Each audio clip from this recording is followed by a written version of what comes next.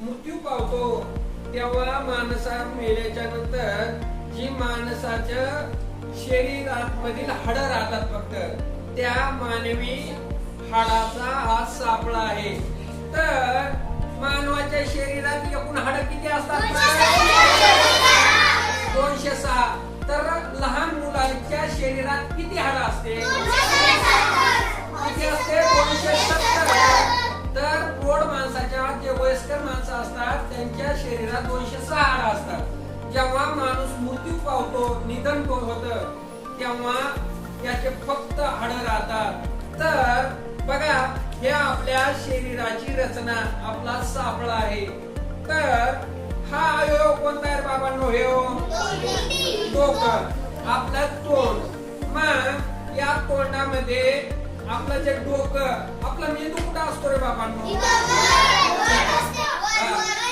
हे काय रे बाळांनो? हे काय रे? हे काय रे? तोंड. हे काय रे? काय रे? आपली मान. हे काय रे बाबांनो?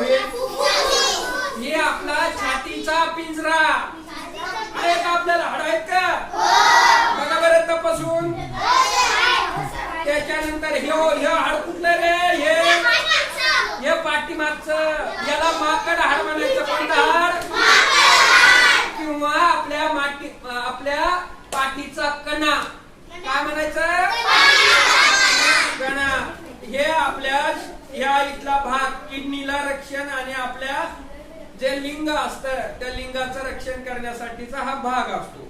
त्याच्यानंतर हे सगळ्यालाच माहिती. हे काय पाय आपला? हे कोण आहे? हे कोण आहे?